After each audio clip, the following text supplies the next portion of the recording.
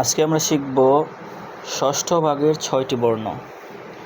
ঢ, ঢ বিন্দু র, ট, দ, চ, ছ।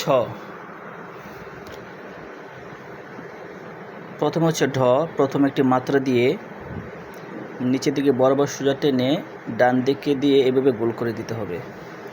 তারপর হচ্ছে ঢ বিন্দু র, ঠিক ঢ এর মতো করে আমরা লিখব।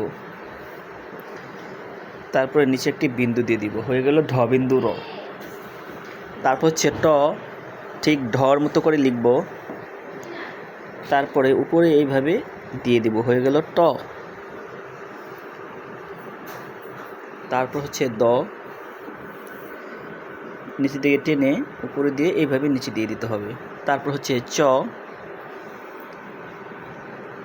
সোজা দাগ দিয়ে এইভাবে দিয়ে দিতে হবে, হয়ে গেল চ। তারপর হচ্ছে ছ, ছোট করে আমরা চ লিখে এইভাবে টেনে নিচের দিকে সোজা দিয়ে দিব, হয়ে গেল ছ।